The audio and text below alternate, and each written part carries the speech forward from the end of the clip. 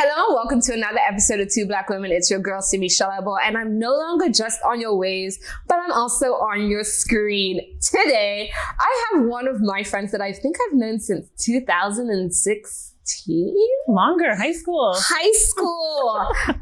But when I met her, I knew she was something beautiful. I knew her spirit and soul was beautiful. But then I heard her voice, and her voice is something exceptional, and I haven't even seen her sing within her own genre per se. So I'm here with the one and only Jonelle, who is one of the new voices in Canada when it comes to opera singing. Hi.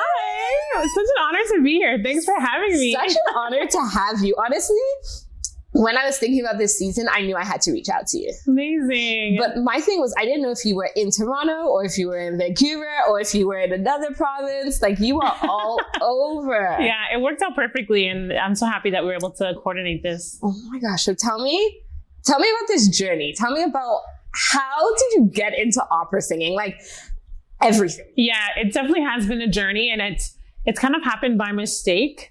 At least from my eyes, it seems like God a mistake. don't make mistakes. Exactly, God doesn't make mistakes. So my mom is a talented singer also, but raising 5 children and immigrating to a new country, she didn't have time to pursue a career. We get it. So when I was about 11 years old, she saw that I had an ability to sing. So she, by force, as most mothers do, put me in a children's choir. And that children's choir was a classical choir. So at first I hated it because I wasn't really good at reading music. I was this tall black girl and surrounded by all these white kids who were better, who were better musicians than me. Life. And it was a struggle at first for the first 2 years, but then eventually I started to like it and find some joy in it. And then fast forward, I'm in high school, I'm in my church choir, and I'm in the choirs in school, and I'm loving singing. And then I'm trying to figure out what I want to study when I'm in university. So I'm okay, I'll just study what I like, and then I'll figure out how to get paid for it. And so I went to York University for classical voice because I had the same relationship with the choir, the classical choir. And then my voice teacher at York was an opera singer. And then, so she kind of just planted all these seeds of potential of being an opera singer. And then I went to the Royal Conservatory to do my grad studies. No big deal or anything. All of us do that on the weekends. Yeah, actually. on the weekends.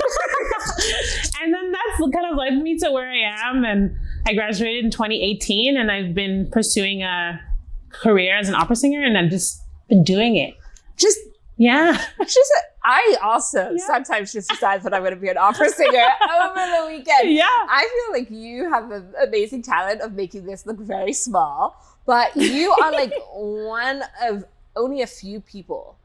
Of course, the community of opera singers, but if I asked everybody on Two Black Women if they knew an opera singer, they'd probably be like, no, I don't think so. Yeah, usually I'm the first opera singer that people meet. And then also being a Black person too, people are always really? The question and confusion. And sometimes that can be a lot, but I'm grateful that I have the opportunity to kind of introduce people to the genre and the beauty of it, and sometimes the ugly parts of it. But that's just any field. There's always both sides. So yeah, that's my life. Oh my goodness. Okay, so we're going to play this game. Have you ever played Congo and Chill? No, I've never played it. Okay, so it says 99 controversial conversation cards. So it's about to be a vibe. So I am going to spread out some cards. You pick 3, and then you're just going to pick one that you think we should both answer, and I'm going to do the same thing. Okay. So, we got 1. Oh, I love how you're doing this. You're 2, I'm going to pick from all different areas. And 3. Okay. I'm just going to be standard and just pick the 3 that are closest together. Okay. Anyone you like so far?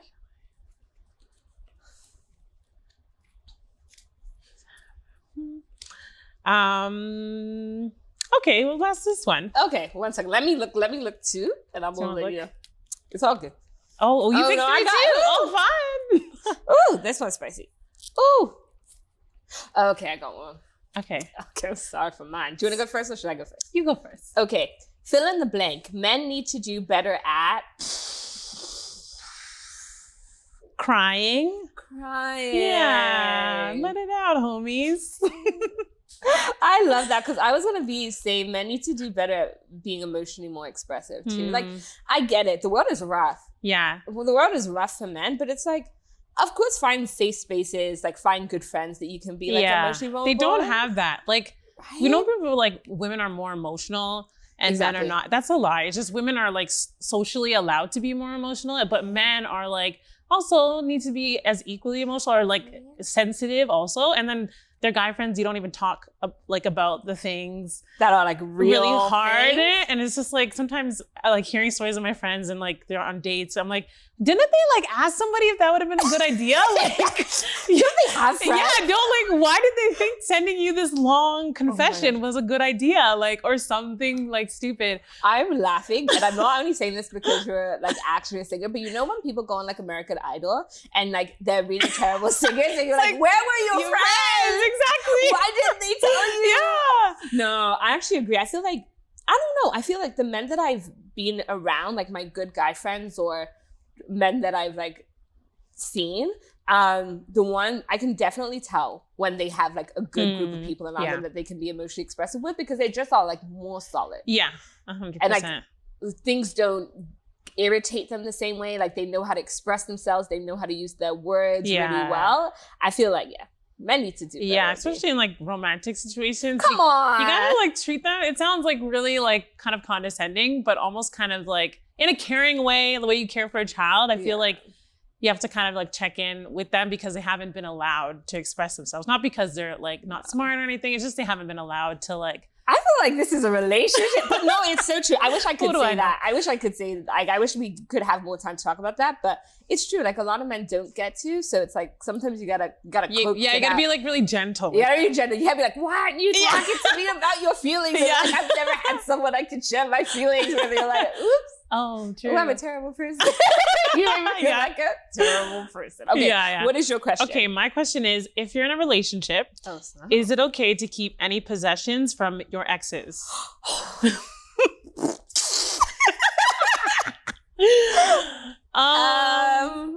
You go first. It depends what it is. Like, if somebody gave, come on. Like, I would say it depends on how it makes you feel. Like, if it's a functional use, like if they gave you like, I don't know, like a really fancy bag and it's like lit, then I'm like, thanks for the free thing. Thanks for the free thing. But if I like go to this like part of my mind where I'm in like fields running towards them when I look at that bag, then it's probably like time to let go. My thing is, I'm thinking you've given them gifts. Yeah. And like you have gifts. And if I like the gift, I'm keeping the gift. Yeah. But then I'm wondering how my current significant other would feel about that. Yeah. I guess you'd have to like check in with them. I feel like if I don't lie to you, like if I'm like, this is something that somebody else bought me and I'm keeping it because I like it. Yeah. But like, I also think there are some things like if your ex-boyfriend gave you like a sweater and you wear it all the time, that might be a no. Yeah. Like maybe give that back. Yeah, I think it depends on how like emotionally rooted you are to that thing. Yeah. Fun. Oh, I like these questions. Yours was good. Ooh, a little spicy. Okay, so now we're gonna get back. To the questions.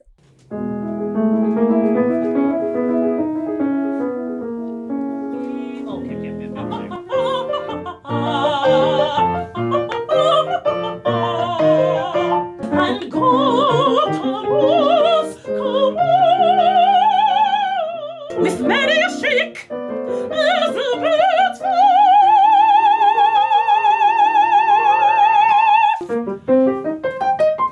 What did I do? You just started moving early. I was like dancing. Woo, fun. Okay, awesome. Cool. Bravo. Thank you. That was super helpful. Super helpful. Thanks for. So as an opera singer, how is it being one of the few women of color within that industry? I feel like when I was like in school, I mean, even going back to when I first got introduced to classical music and I was like the only Black person in that choir that I was in that specific level, you kind of just, you recognize and then you kind of like roll back a little bit, at least for me, that's been in my experience. And then especially like with the pandemic and the whole Black Lives Matter movement and like that kind of like brought a light to a lot of things that I had like suppressed that I didn't even know that I was doing just to survive within my sector. You know, like not saying things that I'm concerned about or or just realizing I'm like, okay, yeah, people are gonna touch my hair. I guess that's gonna be a thing. Or like, yeah. Sorry, wait, hold up. People would just come up to you and just, or like, sometimes they would ask at least, but it was like always like a thing. When like even when I was in school and it was my first time getting box braids, and I like was in rehearsal and one of my like teachers was like, oh my gosh, I just love your hair. It's so good. I'm like, thanks. He's like, can I touch your hair? I was like, no, I'm good. He's like, but I don't know anyone who has hair like you. and then you're like, I was like, whose problem? well, that is not my problem. But in the moment, I was just like, hi, you know, I'm like always been so used to that kind of weird energy. And then like some of my white friends after like, are you good? That was weird. I was like, oh yeah, it was weird. I feel like navigating, okay, that is actually something that we need to talk about, because as a Black woman who trailblazes in new industries, you always try to not rock the boat. You're like, okay, yeah, I'm just trying to find like where I'm supposed to be. Yeah. I'm trying to be, and then something happens and you're like, that was weird. But you're like, okay, I'm just gonna internalize that. And I feel like it isn't until somebody else says that it's weird. Yeah. Or somebody like, or you have time to process it. You're like, yeah, no, that wasn't okay. Yeah, it's so strange. Or like even like things with like my hair, and like anytime I would do a performance, I like always slick back my hair. And I remember one person asked like, oh, why don't you like wear your hair curly? I was like, oh, it'd be like too much of a distraction or something. Like this is like something that I kind of took in, but there's like other opera singers and they're Black and they wear their hair out. And so it's just like everything with like any community, nothing's a monolith. So, but then the more I got experience to other Black people and seeing how they express themselves in opera specifically, I feel that I got more empowered with like who I wanted to be as an artist and like kind of telling my story. And actually the first time I was in Ottawa singing with the NAC, I was doing this piece. It's called I Am Queen. And I was like, oh, I'm gonna be a queen, like a Black queen. I was like, I wanna have long passion twists because that was my vision of a queen. I just wanted to have these really long passion twists. And then I had like a red gown. And then I was telling my mom, I was like, oh yeah, I already booked my appointment. I'm gonna get passion twist. And then she looked at me so concerned. She's like, are they gonna be okay with that? Like me coming out with like, you know, being blackety black. Black every single day. Yeah. You know, it's like, are they gonna be okay with that? I was like, well, they're gonna have to be. But I felt like I only got that like empowerment because of like the Black Lives Matter movement and like all the work that my friends, even in the classical sector, have been doing to like tell our stories and telling our like struggles. So it's definitely been a journey and still is a journey, but I'm so grateful anytime I meet other Black opera singers who are just like literally doing their work to such a high level and with such confidence. I feel like I've been slow on the confidence game and like catching up with myself. But I feel like it's slowly but surely I'm getting there and just believing in like who I am. Yeah. So how has that journey been in expressing yourself? Like when do you feel like it started and where do you feel like you are on that journey? Yeah. Because I feel like sometimes I feel like I've made it and then something else will come and be like, oh snap. Still got work to do. Yeah, I definitely still got work to do. I would say my confidence was pretty like low from when I started, going back to that like choir experience. Because being in that choir, like anytime they had auditions for solos, I wasn't even something I thought I could do. I was like, yeah, I don't do that. I just like sing. I'm in the back. Yeah, I'm just in the back trying to like learn this music and sing along with the choir. So that wasn't even a concept that I thought was possible for myself. And then when I went to university and I was still like, it was like a rocky journey. And anyone who went to York with me can attest to this. It was a struggle. It was not glamorous. We were up there choking and singing like trash from the beginning. So I think that kind of like made it a little bit harder because I had to build trust with myself and with my abilities. So I feel like maybe in the last year and a half, I've like been walking into like more confidence and like is what I'm like able to do and capable to do. And I have to remind myself like constantly like that I'm able to do this and that it's not a fluke and that I'm actually like talented and say able one to more do time it. For the people in the back. I'm talented. Straight talented. So yeah, it's definitely a journey, but I feel like I'm starting to like believe in myself and in my capabilities. Yeah.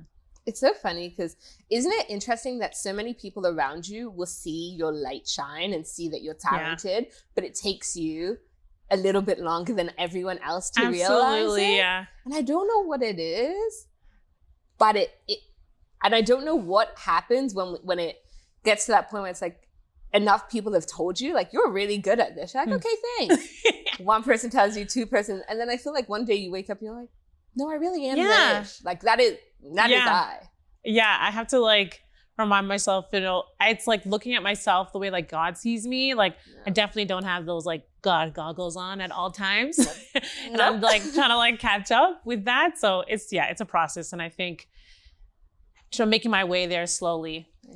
I feel like I've had the exact same thing. I feel like I love when God gives me a vision or he tells me like, I believe that you can do this. And I'm like, yes, God, I'll do it. And then the second like I walk out the door, I'm like, can't do that. Yeah. Not gonna do that. Yep. God, you sure you're talking to the right person? But I'm still really, in my walk with God, I'm still really trying to trust him in the moments when it feels completely different. So he's like, I have good plan for you. Yeah. I plan to prosper you and not to harm you, to give you a hope and a future. And those are so easy to understand and so easy to take on when the days are good. You know, when your billboard is in Ottawa, on all the billboards, you're like, God's got a plan. Yeah. But on those days, I'm just trying to think about for days for you, like when you're learning the music in your room by yourself and you're not getting it. Yeah. It probably doesn't feel the same. For me, it's like when I was doing this season, I had done season 1. I was so excited. Everyone's giving great feedback. And then I finished the season. I was like, that's it for me. And I was like, no, that wasn't it. I was like, yep. We're good. Like, God, I know you think you have all these big grand plans, but I'm going to tell you right now, there are no plans. Yeah. It's definitely been a struggle and sometimes still is, but it's just kind of balancing and like, you know, like knowing that God has like bigger and better things. Yeah. But then also sometimes like I'm scared of that. I'm like, bigger, better things, bigger responsibilities, bigger sacrifice. So it's like finding that balance of being excited for those things. Or sometimes like some people, I think they're just trying to be kind. They're like, oh my gosh, you're famous now. I'm like, I'm like, or like, oh, you're going to be famous. I was like, yeah, I don't know if I want that, you know, but I'm just trying to trust God and see where he takes me. And he's taken me way farther than I ever thought that I could have ever gone. So I'm realizing that he's going to like equip me with all the things that I need so I can work through like the mental health, the pressure, the financial sacrifices, the community sacrifices, so that I can go where he wants me to go. My thing is like, were you reading my journal? Because I feel like I'm listening to you and I'm like, that's exactly where I am, but in a completely different space. Because it is hard. Yeah. It's hard. And the one thing that I love that you said was the bigger plans are sometimes the scarier plans. Like, I was like, I have big plans for you. Like, honestly, I'm just trying to figure out what we're doing with these plans. Yeah, I'm like already tired right now. I'm tired. Like, how are we going to do more? I'm tired. Yeah. No, I don't know. I don't think I can do more. And it's funny when you said he's already taking you way farther than you thought. Geez. I feel like I think about this all the time. But when I talk to God, I'm like, if you drop me down, it's done. Like if God was like, I'm gonna remove my hand from you, you're gonna have to figure this out by yourself. Absolutely. I'm gonna really be by myself. Yeah, I'm out. Yeah, like they'll be like, you did this thing and now you're on the floor. I'm like, yeah, because God moved his hand. 100%. Like even like having a career as an opera singer, like I love it so much, but it's definitely like a God thing, you know? And I think that's definitely like the source of it, you know, like God gives you the talents or the parable with the talents and it's your responsibility to do more with it. I think that's ultimately like the reason why I do what I'm doing. So exactly, if God takes his hand off, I'm like, peace, let me go find a stable job, you know? Let me go find that it's like glamorous. I get to wear gowns and look really pretty, but it's a grind, it's a struggle, it's like nonstop. So I'm like, yeah, God, if you're not with me, I don't want to do it, period. And I can't do it. Yeah, I can't. I really started to get that more. And I feel like people don't get it. Sorry. I'm mixing up my words, but it says it's harder for a rich person to go to heaven than for a horse to go through the eye of a needle. I'm really messing that up. But I know. But do you know what I know. It's like the Simi remix of the Bible. And I started to realize why it can be, because I feel like as you get more successful, sometimes you forget how good God has been in your life. Yeah. But I feel like I'm on that stage right now where it's like, I'm the complete opposite. I'm like, literally, God, if you drop me right now, there's no success gonna come from this. And so during this journey of like trying, because I feel like your late 20s, early 30s is like, this is where you're supposed to have your people. Sorry. Whew, sorry, guys. I have so many thoughts in my head. I'm gonna stop. Okay, I'm gonna start again. I remember when I was younger, I thought by my late 20s, early 30s, I would have figured out the world. Oh, man. I would have figured it all out. I would have had all the answers. Yeah. And what I'm learning right now is I think this is where I'm supposed to be in the mud. You know? Yeah. Getting my hands dirty. Like, really trying to dig out what God has planned for me. And it is scary because I feel like as I start to dig out more, success is coming in. Yeah. And I'm starting to see why in the Bible it says that it's easier for a horse to enter the eye of the needle than for a rich person to go to heaven. Because it's like the second you start to see it and you think that you can do it by yourself. Yeah. Pride comes before the fall. And so that's kind of where I am right now. I'm like, God, if you drop me right now, we ain't gonna make it. But I'm also like, I can see how the process had to be small. I see how why I had to go into the mud. I see why it wasn't like instantaneous success. Because it's like, God's just building your character. Yeah, definitely. And honestly, I think in my sense, it's always been a struggle. So I feel like I don't even know if that thought could ever enter my mind. God, because it's like, I feel like I'm constantly struggling. Do you know that moment though when you're like, oh, I don't think that could ever happen. That would ever be me. God's like, bet. You're like, let me show you a thing real quick. One thing that is really interesting is you're traveling naturally. And you're spending like a lot of time by yourself, a lot of time meeting new people, a lot of time discovering like yourself and these different places and your career. Yeah. What in these past year, I'm gonna give you 2 years because the panoramic was panoramic. Yeah, panoramic.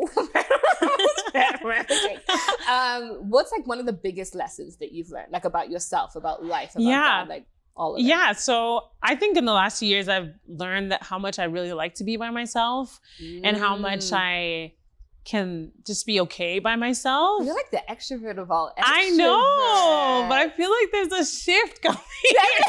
Maybe I'm just getting tired and old, but actually when like the beginning of 2020, like luckily, it doesn't seem very lucky in a sense, my calendar was like not booked and busy at all. It was pretty empty. I had one opportunity like in the fall that was going to Vancouver for the first time. So I was like, hey, just have the whole year to get ready for it, but like that's perfect. So when like the pandemic started to happen and everything got shut down, I was like, great, I'll just keep doing what I was doing, which is nothing. Like still working, but I didn't like have any big plans or anything. But it was like, obviously like the circumstances were bad, obviously, but it was like, in a sense, it was really nice to like not have to see people that I didn't want to see, or like really be intentional about like the Zoom calls that, you wanted to, all the Zoom calls. Remember all the Zoom games? Oh my goodness. I think I went to like a couple of them. I was like, I'm good. You're like, never this again. This ain't fun. So I feel like that has taught me like how much I really like to be by myself. And especially like in the last like 6 months, there's like been like a strong like longing for me to be by myself and to like be in solitude. And I'm really blessed. I have such an amazing community of like friends that I've like known for like 15 years and more. But like now my pattern, I think, is like, I'd rather do that by myself than like check in with my homies and see what people are doing, which is so opposite to how I used to be. Or if I see like an ad on Instagram about an event, I was like, oh, I wonder if I can just go by myself. So I feel like that's something kind of a newer thing, and maybe because I know that I have a lot of responsibilities coming up, it's just like, it's like the energy to give to people, it just seems like a lot. Yeah. So I feel like in this season, I just like really want to be by myself. What do you feel like you've learned by being by yourself? I feel like joy. Like I've like learned a lot of like that internal joy. Like just like being okay by yourself and just finding the happiness and like cooking food for myself or watching a show or going on a walk or going on a hike or just doing what I want to do but by myself and feeling like grounded and okay with that. I think that's been really comforting and nice. So now when I have opportunities, if I can just like go away and be by myself, it feels like really peaceful. Yeah. It's so funny. Your year and my year have been completely different. I feel like I've been booked and busy and busy and busy and busy. And I have been on this like continuous cycle of just doing a lot. And then I burnt out, like really badly burnt out. Like was like, I don't want to see people. Do not come close to me. I do not want to do anything. Maybe I'm just burnt out. Who knows? I don't think so. I think you're giving a very different energy than burnt out. But one thing that I did realize was like, I haven't spent enough time to just like be by myself. And not like that whole like, oh, I'm gonna spend an hour by myself and journal. Like just be by myself in solitude and be intentional about doing that and finding out what I want. Finding out what show do I want to go to? Where do I want to be? Like what events do I want to be a part of? What initiatives do I want to be a part of? And I think as I'm listening to you, I'm like, I think I need some solitude. I think I might need some time. It's underrated. It's like so sweet. I don't know how to explain it, but yeah, it's something that I've enjoyed. And like, even sometimes when I'm around people that I really love, I'm like, in my mind, I'm like, I kind of wish I was by myself. Which is so strange. I know you for so long. And you are like the life of I know, and I like love to like always go out. Sometimes my mom be like, why are you always going out? Like chill. Like, why you always have to go to your friend's house? Or like, first of all, nothing's happening in Markham. No one's trying to come to Markham, Mom. I'm so sorry. I'm in Richmond Hill. I remember my dad's like, can't you just stay at home? And I'm like, to do what? Toronto's where it's at. Yeah. So that's where I am right now. And I'm sure it will like be a pendulum swing. But yeah, I think being by myself is something that brings me a lot of joy and comfort, and it feels really grounding. Yeah. Grounding, roots. Trying to figure that out. Definitely in that stage of like not feeling very grounded. And so why do you feel like for yourself it's important to be grounded? I mean, the world is constantly turning upside down and burning all at the same time. All the time. It's like exhausting. Don't you feel like there's like a fire, we extinguish it, we get like 5 seconds of like, la. And then it's... and it's just because we also have so much access to so much information. We just like know what's happening on every corner of the earth at all times. So it's just a lot. So I feel like whatever I can do to kind of help my mind to stay grounded so that I can do the demanding work that I have to do really helps. Some of that's like exercising or like eating a nice snack or... Come on, snack life for life. Honestly. Snack for life. Honestly. So I find it's really important, and like having a relationship with God is like super important and really grounding, and like finding my morals so I can have peace emotionally and like with my family. I feel that's really important, especially as a opera singer. Like, what am I actually doing? Like, you know? I feel like sometimes you're like, I'm an opera singer, and it's still shocking to you. Literally. I'm an opera singer. Like, what? Like, you did that. Yeah. You're really about that life. Yes, so I feel like that's really important because it is a really unstable career, and it's hard to like kind of build yourself, and like the way that God has like brought me, and I'm just like, whoa, like sometimes, you know, the devil will come in with thoughts like, you shouldn't be here. Like, what do you think you're doing? Like, that other girl's better than you. Like, you know that, you know, you're only here because you're black, or like, you know, all the thoughts. All the lies. Lies all the thoughts. So you need to like be really grounded. And that's like something that I say a lot. And like with a lot of people, I'm like, whatever you got to do, find a way to ground you. Find something outside of the all-consuming world of being an artist, because it's literally a 24/7 job and it can be exhausting. I feel like grounding for me this year has meant like putting down roots. Like as you know, I'm like, couldn't find a flight I couldn't catch. Couldn't find a flight I couldn't catch. Yeah. But I realized part of that was also because I didn't want to be grounded. I was like, I just want to run away from things. But when you like deal with all the ish that you got to deal with, and then you're like, who do I want to be? Who has God called me to be? Yeah. How am I going to be steadfast and still in the presence of God while the world is burning? Like literally burning all the time, and everyone is demanding things from you. It's like, I'm just going to stay grounded. Okay, this is a 2-part question, but it's the same question. It's, if you could go back to your younger self, what would you tell her? / if there's another Black girl or woman who came up to you and was like, I want to do exactly what you're doing, what would you tell them?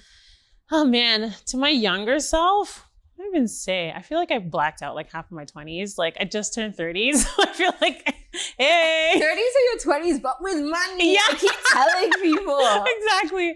What would I tell my younger self? I would say just like trust the process. Yeah. it's like trash right now. You're fine. You're fine. You're fine. It's burning. It's gonna be okay. And I remember in that time when I was in my early 20s at York, and I was like in a practice room, and I came out, I was talking to my friend. I was like, I feel like I have this voice, but I don't know what to do with it. And I was like, I feel like it's like a wasted gift or something. Like I knew the potential was there. I felt like potential was a tease. That's like, oh, you have potential, but it's like, I feel like I don't know how to like coordinate it. So I'll just like keep moving forward. It's gonna be okay. And to an inspiring Black opera singer, I would say just like trust yourself and just look around where you are and take advantage of all the resources that you have. I feel like that's something that I've always been doing really fervently, especially now, since it's so expensive to pursue a career as an opera singer. It's just like, if someone can give you something for free, find it, apply to that grant, do what you gotta do. Apply to that grant. Yeah. Just one more time. Apply to that grant. Apply to that grant. Apply to the grant, sis. Apply to the grant. Free money. Yeah. And that's something that like my mentors have been telling me. You just had to shoot your shot and do what you can and just like have a community so people can like energize you when you get tired. You've like really given us like the keys. Basically, you're like, let me tell you what you need to do. It's so funny when you're like, I think I have a voice and I think I wasted it. I was like, I just want you to sing right now. I just want you to like literally just like sing a worship song so I could just be on the feet of Jesus. But no, I love your voice, and not just your beautiful singing voice, which you know you have, but like the voice that you have used to carry yourself in. Like I feel like you are one of those people from the day I've met you to now. You have been consistently joyous and like consistently trusting in the Lord and consistently like bringing other people along and uplifting people. And so it's so nice to, of course, hear your beautiful, amazing voice, but to see that you are using your voice even like in your own communities to like bring that. And I'm just so happy to be a part of it. Oh my gosh, thank you. And see you like grow and be like this super amazing human being. Like I just like being your friend. Oh my gosh, likewise. What? Right back at you. It's so amazing to see how you just like have an idea and you're like, yeah, we're going all in. Nothing holding back. It's very inspiring. But remember how we said that thing about like, God, it's getting big. Yeah, like chill. God, can we just, and he's like, no, we're going. Yep, bigger and better. Oh, bigger and better. Okay, so I'm going to ask if you can pray us out. Yes, for sure. Just talk to the people. Just pray with them. Let's pray. Dear God, thank you for this time that we've had together to talk and to laugh and to grow. I pray that you would bless Simi in all that she does and her podcast and her show, God. Thank you for her heart and her heart of trust to do and be such great things with her community. So we pray for this season and the seasons to come in her show and in her life. In your name we pray. Amen. Amen. You said seasons to come. Let me just open my eyes slowly. Slowly, Jesus. Okay, so I want y'all to know that I am thinking about you, loving on you, praying for you, believing that God's going to do a beautiful thing, and just trust the process. Know that things are happening in your life, but it's not going to end. The world will burn, but just stay grounded in who you are, who God has created you to be. And we'll see you on the next episode. Bye, y'all.